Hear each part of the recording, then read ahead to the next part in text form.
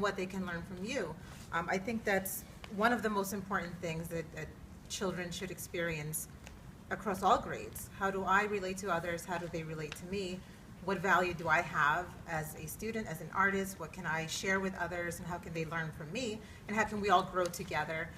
But I think that we really emphasize that, and it helps us create a climate in our classroom that is open and free for expression, and it's not intimidating. It's somewhere the kids look forward to being and sharing and being themselves. So I think creating community, teaching kids how to be part of a community of artists, not just the school community, but people who make and share and talk to one another, I think that's very important. Every child has some knowledge of music, some knowledge of visual art, some knowledge of dance, some knowledge of creative writing, because those things sort of stay with us our whole lives. You know, who doesn't listen to music? Why shouldn't somebody know at least something about music? We look, you're you did industrial design, you know, we touch things. Why should they not have some idea about how that affects us?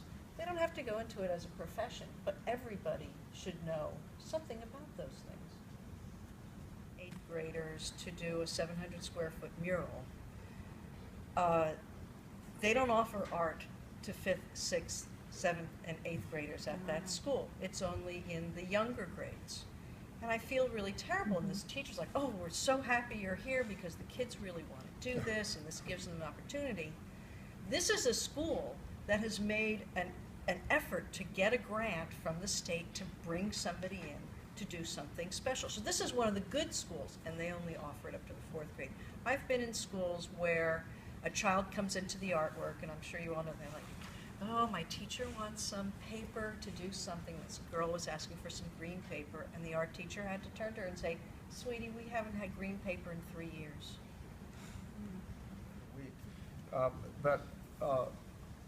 I believe, progressive as I am, that in this country, because education reflects the value of cultures, and because our culture is oriented toward money and economics and not really toward the business of being human, that our education process is turned around. I think the art should be at the beginning, and how to get a job and be an obedient citizen secondary. So the way it's set up is we have what, which we do pretty well with the curriculum. We have how, which is what pedagogy is all about. The art's about why. Why are we? Why do we exist? Who are we? Getting back to Socrates saying, know thyself. Art is the way you come out and you emerge into the world. You present yourself. It's not because you do math well or can write an essay. But I think people have to begin their lives with being encouraged to know themselves, and then later the skills and the knowledge, I think, will come to people. We have an academic intervention program in our middle school where if kids don't get good enough grades, they get a double session of language arts or whatever, and unfortunately what that means is they miss the arts. They don't have the arts. So I am now currently working with the language arts teacher with these students that don't have art, and what they're doing is they're taking famous important people in history who have had speeches. They use these rhetorical devices, and what we're doing is we're creating a piece of artwork using those rhetorical devices with the artwork.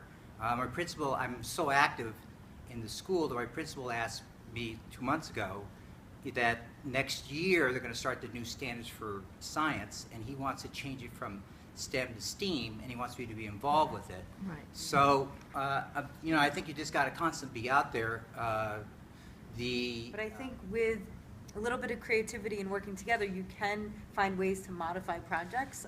For instance, Lydia and I, we always have projects for when kids go on trips. So if they go to the Museum of Natural History, they have a drawing assignment that they do in front of the dioramas. They're going to be going to the Met soon looking at Greek art. So we have an assignment that ties together what we're teaching them in class with the curriculum. Something that I started doing last year with a teacher, which really ended up taking just 2 class periods, was to go along with the Greek, the ancient Greek pottery part of his unit.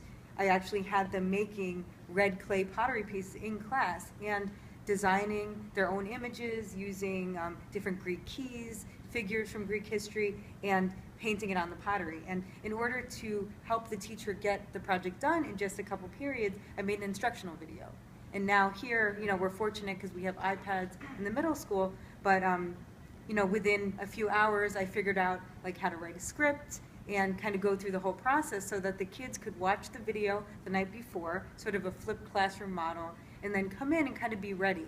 And the teacher and I, we met after school, we made the clay balls, we kind of prepped everything, but within 2 45-minute periods, they were able to make a whole Greek pot, paint it, and then they presented it later at something we have here called Greek Day, where all different teachers from different disciplines get together and they have the kids do all kinds of activities like construction challenges based on ancient Greek history and ancient games. So that's just one example, but I think in independent schools, and that was a choice, but it was because I found a place where I could find my own voice, knowing yourself, and it starts with self, but the advocacy piece is really important. That's learning the language of the administrators at your school.